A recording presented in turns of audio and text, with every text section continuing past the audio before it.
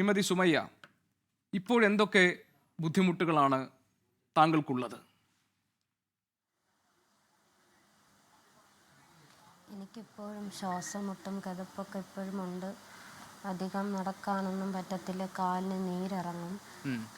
ഇപ്പോഴും എനിക്ക് നല്ല ബുദ്ധിമുട്ടുണ്ട്. സുമയ്യ, സംസാരിക്കുന്നതിൽ പ്രയാസമുണ്ടോ? ഒരുപാട് സംസാരിക്കുമ്പോഴത്തേക്ക് സൗണ്ട് അടയും. സുമയ്യക്ക് എപ്പോഴാണോ ബുദ്ധിമുട്ടുള്ളത് അപ്പോൾ പറഞ്ഞാൽ ഞാൻ അവിടെ ആ ചോദ്യങ്ങൾ നിർത്തും കേട്ടോ. സുമയ്യ ഒരുപാട് ബുദ്ധിമുട്ടി സംസാരിക്കേണ്ട. എനിക്ക് ഒന്ന് രണ്ട് കാര്യങ്ങൾ അറിയാൻ വേണ്ടിയാണ്. സുമയ്യ, ഈ സംഭവങ്ങൾക്കൊക്കെ ശേഷം ഇപ്പോൾ ഡോക്ടർക്കെതിരെ 2 വകുപ്പുകൾ ചുമത്തി കേസ് എടുത്തിട്ടുണ്ട്. ഞാൻ മനസ്സിലാക്കുന്നത് സുമയ്യ, ഈ ആദ്യം തന്നെ ഡോക്ടർ ഈ സംഭവം അദ്ദേഹം മനസ്സിലാക്കുകയും ഇങ്ങനൊരു തെറ്റ് പറ്റിയിട്ടുണ്ട് എന്ന് അദ്ദേഹം തുറന്ന് സമ്മതിക്കുകയും അദ്ദേഹം അത് ജനറൽ ആശുപത്രി അവരുടെ മേധാവിയെ അറിയിക്കുകയും അതിനെ തുടർന്ന് കുറേ അന്വേഷണങ്ങളും ഒക്കെ നടന്നു. ഇപ്പോൾ ഹൃദയത്തിലുണ്ട് എന്ന് പറയുന്ന ഈ ഗൈഡ് ട്യൂബ് ഉണ്ടല്ലോ, അത് നീക്കം ചെയ്യാൻ കഴിയില്ല എന്ന് ഡോക്ടർ പറഞ്ഞു താങ്കളോട്.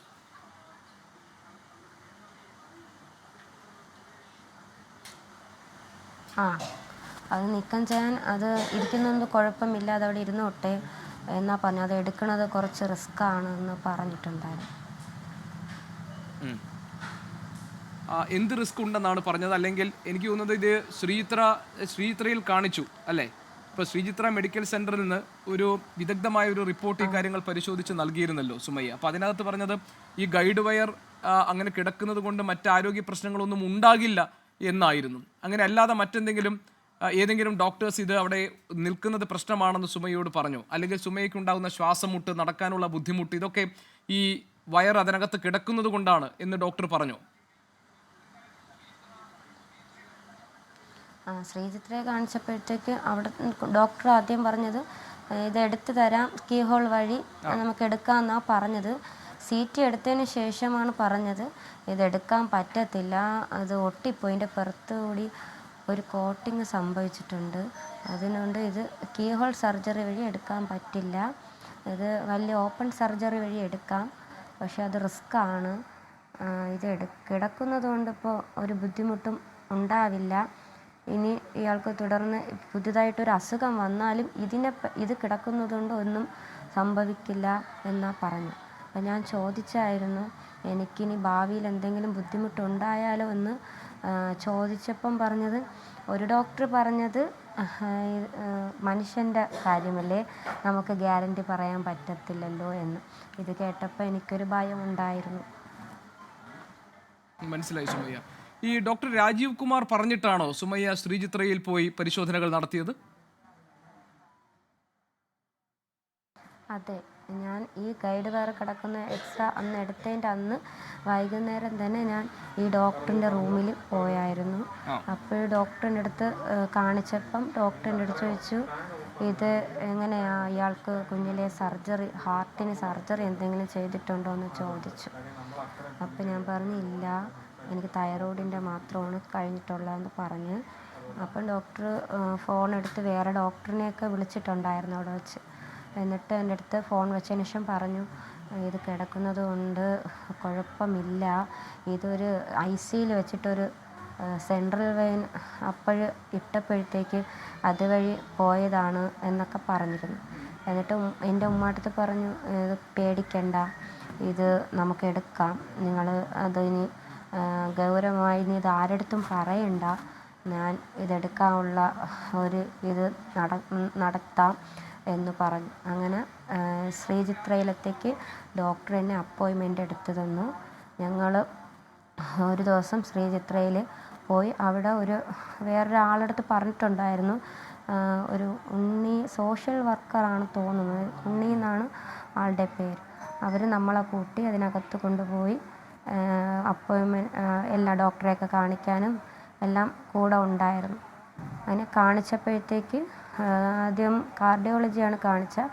അപ്പോഴും ആ ഡോക്ടർ എക്സ്റേ കണ്ടിട്ട് ഡിജിറ്റൽ എക്സ്റേ എടുക്കാൻ പറഞ്ഞു.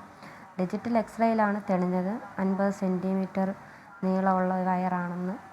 അപ്പം അത് കണ്ടപ്പോഴത്തേക്ക് പറഞ്ഞു, ഇത് കുഴപ്പമില്ല, നമുക്ക് തുറന്ന് ചെറുതായിട്ട് കീ ഹോൾ വഴി ഇതെടുക്കാം എന്ന് പറഞ്ഞു. എന്നിട്ട് സി ടി എടുക്കാൻ എഴുതി തന്നിരുന്നു.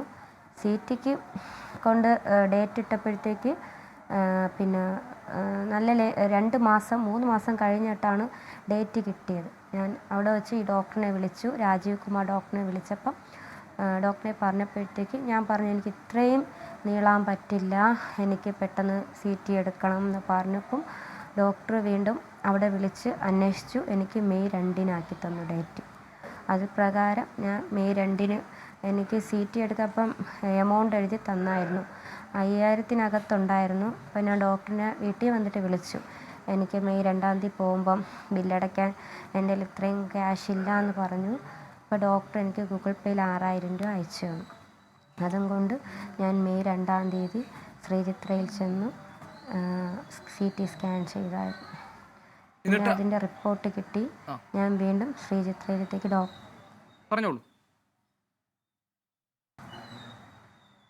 വീണ്ടും ശ്രീചിത്രയിൽ തന്നെ ഡോക്ടറെ കൊണ്ട് കാണിച്ചു. അപ്പോൾ ആ ഡോക്ടറാണ് ഇത് സി ടിയുടെ റിപ്പോർട്ട് കണ്ടിട്ടാണ് പറഞ്ഞത് ഇത് എടുക്കുന്നത് കുറച്ച് റിസ്ക് ഉള്ള കാര്യമാണ്, ഇത് ഒട്ടിപ്പോയി, ഇതിൻ്റെ പുറത്ത് കൂടെ ഒരു കോട്ടിങ് വന്നു, അപ്പോൾ ഇതെടുക്കാൻ കുറച്ച് റിസ്ക്കാണ് എന്ന് പറഞ്ഞു. ഇത് ഹാർട്ടിൻ്റെ സൈഡിൽ ചെറുതായിട്ട് ഒട്ടിപ്പോയിട്ടുണ്ട് എന്ന് പറഞ്ഞു. അപ്പം ഞാൻ ചോദിച്ചപ്പോൾ എനിക്ക് കുഴപ്പമില്ലെന്ന് ചോദിച്ചു, ഇതിപ്പോൾ എന്ത് ചെയ്യും എന്ന് ഞാൻ അങ്ങോട്ട് ചോദിച്ചപ്പം പറഞ്ഞു ഇത് കിടക്കുന്നതുകൊണ്ട് കുഴപ്പമില്ല, ഇനി പുതുതായിട്ടൊരു രോഗം വന്നിരുന്നാലും വേറെ എന്തൊരു സർജറി വന്ന് ഇത് കിടക്കുന്നതുകൊണ്ട് ഒന്നും ഒരു ബുദ്ധിമുട്ടും ഉണ്ടാവില്ല എന്ന് പറഞ്ഞു. ഇപ്പം അങ്ങനെയാണ് പറഞ്ഞെടുക്കാൻ പറ്റത്തില്ല എന്ന് പറഞ്ഞു. അതിനുശേഷം ഞാൻ വീട്ടിൽ വന്നിട്ട് ഡോക്ടറും ഇതിനാലിടയ്ക്ക് എന്നെ ഇങ്ങോട്ട് വിളിക്കും.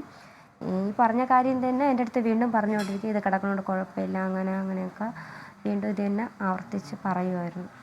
അങ്ങനെ എടുക്കാൻ പറ്റില്ല എന്നായപ്പോഴാണ് ഞാൻ എൻ്റെ ചേച്ചിയുടെ ഭർത്താവിൻ്റെ അടുത്ത് ഈ കാര്യം പറഞ്ഞത്. അപ്പോൾ ചേച്ചിയുടെ ഭർത്താവ് വിളിച്ച് സംസാരിച്ചപ്പോഴത്തേക്കാണ് ഇത് വീണ്ടും ചേച്ചിയുടെ ഹസ്ബൻഡ് അടുത്ത് ഇത് തന്നെയാണ് പറഞ്ഞത്, ഇത് കിടക്കുന്നതുകൊണ്ട് കുഴപ്പമില്ല എന്ന്. അപ്പോൾ എൻ്റെ ചേച്ചിയുടെ ഹസ്ബൻഡ് ചോദിച്ചു അന്നത്തെ മെയിൻ ഉത്തരവാദിത്തം ആരായിരുന്നു എന്ന് ചോദിച്ചായിരുന്നു. അപ്പോൾ അത് ഞാൻ തന്നെ. അപ്പം ഇത് പറ്റിപ്പോയി എന്ന് ഡോക്ടർ സമ്മതിച്ചു. പിന്നെ അതിനുശേഷം എന്നെ വിളിക്കുകയോ ഒന്നുമില്ല. അതിനൊരു കാരണം സുമയ്യയോട് ഡോക്ടർ ഈ സമയത്തൊക്കെ ഒരുപക്ഷെ പറഞ്ഞു കാണും ഇതാരോടും പറയണ്ട എന്ന്, അല്ലേ? അത് പറഞ്ഞിട്ടുണ്ടായിരുന്നു, എൻ്റെ ഉമ്മ അടുത്ത് പറഞ്ഞിട്ടുണ്ടായിരുന്നു, ഇതും എടുത്തു തരാം, നിങ്ങളതിന് ആരടുത്തും പറയണ്ട എന്ന് പറഞ്ഞിട്ടുണ്ടായിരുന്നു. സുമയ്യ ഈ സി ടി സ്കാൻ കണ്ട ശേഷം പിന്നെ ഡോക്ടർ പറഞ്ഞത് ഇതിനി എടുക്കാൻ കഴിയില്ല, പ്രയാസമാണ്, പക്ഷെ അവിടെ ആ ട്യൂബ് അവിടെ കിടന്നത് കൊണ്ട് വേറെ പ്രശ്നങ്ങളൊന്നും ഉണ്ടാകില്ല എന്നാണല്ലോ. അതിനുശേഷം അപ്പോഴും ഡോക്ടർ പറഞ്ഞു ഇനിയും ഇത് ആരോടും പറയണ്ട എന്ന് അദ്ദേഹം പറഞ്ഞു. എന്നിട്ട് സുമയ്യ ഇത് വേറെ ഏതെങ്കിലും ഡോക്ടർമാരെ കാണിക്കുകയോ മറ്റെന്തെങ്കിലും പരിശോധനകൾ നടത്തുകയോ ചെയ്തു? ഈ ഡോക്ടർ പറഞ്ഞ് ഞാൻ ചോദിച്ചപ്പോൾ ഇത് എടുത്തില്ലെങ്കിൽ ഇതെങ്ങനെ എന്തെങ്കിലും പറ്റുമോ എന്നൊക്കെ ചോദിച്ചപ്പം ഡോക്ടർ പറഞ്ഞു നമുക്ക് ഒരു 6 മാസം 1 വർഷം കൂടും തോറും നമുക്ക് എക്സ്റേ എടുത്ത് നോക്കാം, ഇത് അവിടെ നിന്ന് ചലനം ഉണ്ടോ എന്ന് അറിയാം എന്ന് പറഞ്ഞിട്ടുണ്ടായിരുന്നു. പിന്നീട് ഞങ്ങൾ പ്രൈവറ്റായിട്ട് അറിയാമെന്നുള്ള ഡോക്ടർമാരടുത്തും ഒക്കെ ഞങ്ങൾ കൊണ്ട് കാണിച്ചിട്ടുണ്ടായിരുന്നു. അപ്പോൾ ആ ഡോക്ടർമാരും ഞാൻ കോസ്മോയിലൊരു ഡോക്ടറെ കാണിച്ചു. അപ്പോൾ ആ ഡോക്ടർ പറഞ്ഞതെന്ന് വെച്ചാൽ ഇത് സെൻട്രൽ വെയിൻ ഇടുമ്പോൾ അങ്ങനെ വരാൻ ചാൻസ് ഇല്ല, കഴുത്തിൽ എന്തെങ്കിലും ഹോൾ എന്തെങ്കിലും അന്ന് സർജറി സമയത്ത് ഇട്ടിട്ടുണ്ടോയെന്ന് ചോദിച്ചു. ഞാൻ പറഞ്ഞു ഇല്ല, എനിക്ക് തൊടയിൽ മാത്രമാണ് തുറന്നിട്ടുള്ളതെന്ന് പറഞ്ഞു. അപ്പോൾ ആ ഡോക്ടറും പറയണത് അങ്ങനെ വരാൻ വേണ്ടിയിട്ട് വഴിയില്ല, എനിക്കിതൊരു പിടിയും കിട്ടുന്നില്ല, എന്നാലും എനിക്കറിയാമെന്നുള്ള വേറെ ഡോക്ടേഴ്സിൻ്റെ ഒന്ന് ചോദിച്ചു നോക്കട്ടെ എന്ന് പറഞ്ഞു. സുമയ്യ, ഈ ശ്വാസം മുട്ടലും നടക്കുമ്പോഴുള്ള കിതപ്പുമായിരുന്നല്ലോ ഇതിന് ശേഷം സുമയ്യയ്ക്ക് അനുഭവപ്പെട്ടത്. ഈ ശസ്ത്രക്രിയയ്ക്ക് മുൻപ്, അതായത് ഈ തൈറോയിഡ് ഗ്രന്ഥി നീക്കം ചെയ്യുന്ന ഈ ഓപ്പറേഷന് മുൻപ് സുമയ്യയ്ക്ക് എപ്പോഴെങ്കിലും ഈ ശ്വാസം എടുക്കാനുള്ള ബുദ്ധിമുട്ടോ നടക്കുമ്പോഴുള്ള കിതപ്പോ ഉണ്ടായിരുന്നു? അതോ ഇതൊക്കെ ഈ ഓപ്പറേഷന് ശേഷമാണോ? അല്ല, ഈ ഓപ്പറേഷന് മുമ്പ് എനിക്കൊരു അസുഖം ഉണ്ടായിരുന്നില്ല, ഈ സർജറിക്ക് ശേഷമാണ് എനിക്ക് ഈ അസുഖങ്ങളൊക്കെ. ഇതിനകത്ത് ഈ ഗൈഡ് ട്യൂബ് കുടുങ്ങി കിടക്കുന്നുണ്ട് അറിഞ്ഞ ശേഷം പിന്നെ CT സ്കാൻ എടുത്ത ശേഷം അതിന് കഴിഞ്ഞിട്ടും പിന്നെ ഇതേ അസുഖത്തിന്, അതായത് ശ്വാസം മുട്ടൽ പോലെയുള്ള പ്രശ്നങ്ങൾക്ക് വേറെ ഡോക്ടേഴ്സിനെ കാണുകയും അവിടെ ഒരു ഗൈഡ് ട്യൂബ് കുടുങ്ങി കിടക്കുന്നുണ്ട് എന്ന് പറയുകയും ചെയ്തിരുന്നു. അത് ഞാൻ ഈ പനിയൊക്കെ ഇടയ്ക്ക് വന്നാൽ ഞാൻ ഒരു ഹോസ്പിറ്റലിൽ പോകുമ്പോൾ ഞാൻ എല്ലാം പറയും. പിന്നെ അതുപോലെയാണെന്ന് ആ ഡോക്ടറുടെ അടുത്ത് ഞാൻ പറഞ്ഞിട്ടുണ്ടായിരുന്നു. ശരി, സുമയ്യ, ഈ സർജറിക്ക് ശേഷം പിന്നീട് അതായത് ഒരു ദൈനംദിന ജീവിതത്തിൽ ഉണ്ടായിട്ടുള്ള പ്രയാസങ്ങൾ ഇതാണോ പ്രധാനമായിട്ടും? അതായത് ശ്വാസം തടസ്സവും നടക്കാനുള്ള ബുദ്ധിമുട്ടും, അതല്ലാതെ മറ്റെന്തെങ്കിലും ആഹാരം കഴിക്കുന്നതിനോ അങ്ങനെ മറ്റെന്തെങ്കിലും കാര്യങ്ങളിൽ ബുദ്ധിമുട്ടുകൾ ഉണ്ടായിരുന്നു?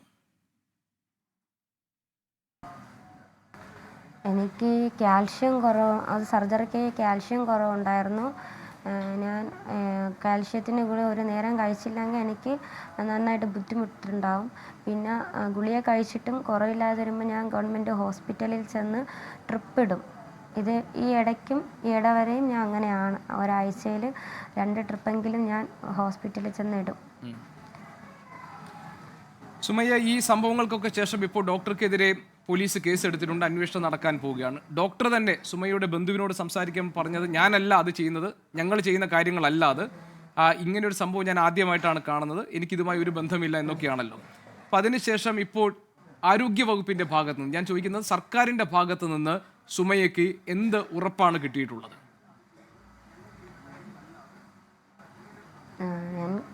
എൻ്റെ അടുത്ത് പറഞ്ഞത്, എൻ്റെ ഉള്ളിൽ പെട്ട ഈ ഗൈഡ് വെയർ അവർ തിരിച്ച് ഇവിടെയല്ല, കേരളത്തിന് പുറത്തായാലും ഇവിടുത്തെ ഡോക്ടേഴ്സിനെ കാണിക്കും.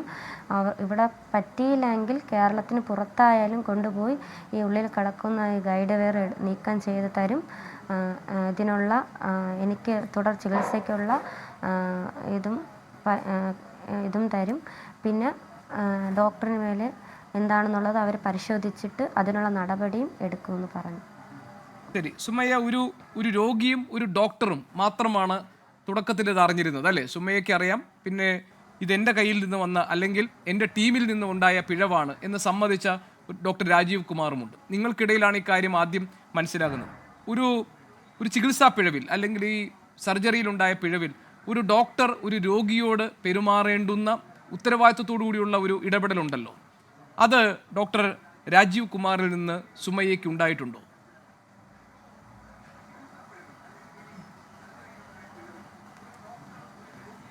ഡോക്ടറിന്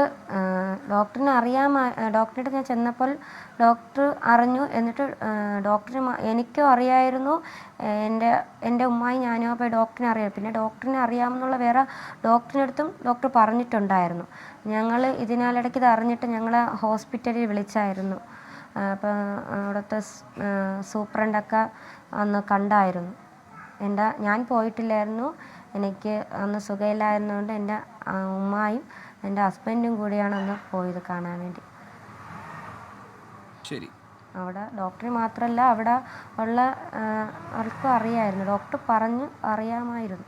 അല്ല, ഞാൻ അങ്ങനെ ചോദിക്കാൻ കാരണം സുമയ്യ, ഇപ്പോൾ നമുക്ക് ഒരു രോഗിയെ സംബന്ധിച്ച് സുമയ്യ, ഒരു രോഗിയെ സംബന്ധിച്ച് പല സന്ദർഭങ്ങളിലും ചില ഡോക്ടറുടെ ആശ്വാസ വാക്കുകൾ, ഇപ്പം നമുക്ക് എല്ലാ ഡോക്ടേഴ്സും ഒരുപോലെ ആയിരിക്കില്ല ഒരു രോഗിയെ ചികിത്സിക്കുന്ന കാര്യമല്ല ഞാൻ പറഞ്ഞത്, അവരുടെ ഒരു സമീപനം, അത് രോഗിയെ സംബന്ധിച്ച് ഒരു ഡോക്ടറുടെ സമീപനം തന്നെ പലപ്പോഴും നമുക്ക് ആശ്വാസമായി മാറുന്ന അനുഭവങ്ങളുണ്ടാകും. ഞാൻ ചോദിക്കുന്നത്, ഡോക്ടർ രാജീവ് കുമാർ ഇത്രയും മനസ്സിലാക്കിയെടുത്തോളം അദ്ദേഹത്തിൻ്റെ കുറ്റം സമ്മതിച്ചിട്ടുണ്ട്, തെറ്റ് സമ്മതിച്ചിട്ടുണ്ട്, പിന്നെ അതുപോലെ തന്നെ അത് കണ്ടെത്താൻ കൈയൊഴിയുകയല്ല, കണ്ടെത്താനുള്ള സഹായമൊക്കെ ചെയ്തിട്ടുണ്ട്. അപ്പോൾ ഞാൻ ചോദിക്കുന്ന, ഒരു രോഗി എന്ന നിലയിൽ ഡോക്ടറുടെ ഭാഗത്ത് നിന്ന് ഈ പിഴവിന് ശേഷം ഒരു സൗഹൃദത്തോടു കൂടിയുള്ള അല്ലെങ്കിൽ ഒരു അനുഭാവത്തോടു കൂടിയുള്ള ഒരു ഇടപെടൽ സുമയ്യയ്ക്ക് ഉണ്ടായിട്ടുണ്ടോ എന്നായിരുന്നു. ഡോക്ടർ ഇത് അറിഞ്ഞതിന് ശേഷം എൻ്റെ അടുത്ത് നല്ല ഇതായിരുന്നു, എന്നെ എപ്പോഴും വിളിക്കുമായിരുന്നു. നല്ല ഡോക്ടറിൻ്റെ ഭാഗത്തു നിന്നുള്ളൊരു തെറ്റ് പറ്റിയത് കൊണ്ടാണ് ഡോക്ടർ എന്നെ അത്രയും ഇതായിട്ട് എന്നെ വിളിക്കുന്നതും ഓരോ കാര്യങ്ങൾ പറഞ്ഞ് തരുന്നതും. ഇതൊരു വലിയ പിഴവാണെന്നും ഈ പിഴവ് ഡോക്ടർ ശിക്ഷിക്കപ്പെടേണ്ടതാണെന്നും സുമയ്യയ്ക്ക് അഭിപ്രായമുണ്ടോ? അതെ, എനിക്ക് വന്നതുപോലെ ഇനി ആർക്കും വരരുത്. അതുകൊണ്ട് ആ ഡോക്ടറിന് അതിനുള്ള ശിക്ഷ കൊടുക്കണം. ഇനി ഈ ഡോക്ടറിനെ ഇങ്ങനെ വച്ചിരിക്കരുത് ഈ ഹോസ്പിറ്റലിൽ. ഇന്ന് എനിക്കാണെങ്കിൽ നാളെ വേറൊരാൾക്ക് ഇത് സംഭവിക്കും.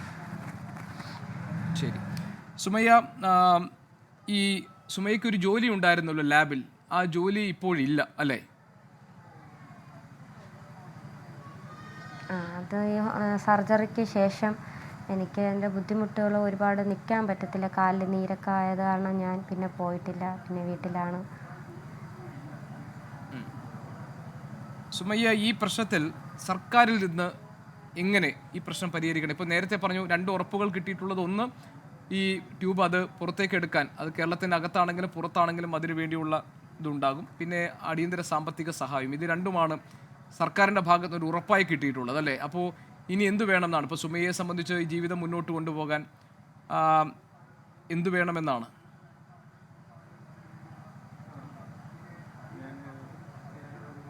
കേട്ടില്ല. അല്ല സുമയ്യ, ഗവൺമെൻറ് ഇനി എന്തൊക്കെ ചെയ്യണമെന്നാണ്?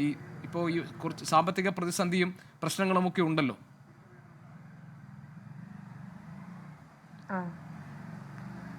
എനിക്ക് എൻ്റെ ഉള്ളിലുള്ളത് ഇത് എടുത്തു തരണം. ഡോക്ടറിൻ്റെ പിഴവാണെന്ന് ഡോക്ടർ സമ്മതിച്ചു. എനിക്കിതിന് ഡോക്ടേഴ്സ് പറയുന്നത് കിടക്കുന്നത് കുഴപ്പമില്ലാന്ന്, എനിക്കിത് ഉള്ളിൽ കിടക്കുന്നത് കൊണ്ട് ഭയമാണ് ഓരോ നിമിഷവും. എനിക്കിത് ഉള്ളിൽ പെട്ടത് ഇതെടുത്ത് തരുകയും വേണം. എനിക്ക് അതിനുള്ള നഷ്ടപരിഹാരം എനിക്ക് വേണം, തുടർ ചികിത്സയ്ക്ക് വേണ്ടിയിട്ട്. ശരി സുമയ്യ, ഈ ഇത്രയും സമയം എനിക്കറിയാം സംസാരിക്കാൻ ബുദ്ധിമുട്ടുണ്ട്, ശ്വാസം മുട്ടലുണ്ട്, എങ്കിലും ഇത്രയും സമയം ഈ ഞങ്ങൾക്കുള്ള അന്വേഷണങ്ങൾക്കൊക്കെ മറുപടി പറഞ്ഞതിനും ഈ ചർച്ചയിൽ പങ്കെടുത്തതിനും ഞാൻ സുമയ്യയോട് പ്രത്യേകം നന്ദി പറയുകയാണ്. ഈ ചർച്ചയിൽ ഇനി ഇതിൻ്റെ ബാക്കി ഭാഗത്ത് സുമയ്യയുടെ ബന്ധുവായ സബീർ നമ്മളോടൊപ്പം ഉണ്ടാകും. സുമയ്യ, വേഗം തന്നെ താങ്കളുടെ ഈ പ്രശ്നങ്ങൾക്ക് പരിഹാരം ഉണ്ടാകട്ടെ, മതിയായ ചികിത്സ കിട്ടട്ടെ. ഇനി താങ്കൾ പറഞ്ഞതുപോലെ ഇതേപോലെ ഒരു കൈപ്പിഴ വേറൊരാൾക്കും സംഭവിക്കാത്ത തരത്തിൽ ഉള്ള ഇടപെടലുകളും നടപടിയും ഉണ്ടാകട്ടെ. ഞങ്ങൾക്കൊരു സന്തോഷമുള്ളത് സുമയ്യ, ഈ വാർത്ത ആദ്യം പുറത്തു കൊണ്ടുവരാൻ ഞങ്ങൾക്ക് കഴിഞ്ഞു എന്നുള്ളതാണ്. അത് നല്ലൊരു നിലയിൽ അതിനൊരു പൂർണ്ണത ഉണ്ടാകട്ടെ എന്നാണ് ഞാൻ കരുതുന്നത്. സുമയ്യയുടെ എല്ലാ പ്രശ്നങ്ങൾക്കും പരിഹാരമുണ്ടാകട്ടെ. ഇനി അങ്ങോട്ടൊരു നല്ല ജീവിതമാണുള്ളത്, അത് സന്തോഷകരമായി മാറട്ടെ. വളരെയധികം നന്ദി സുമയ്യ.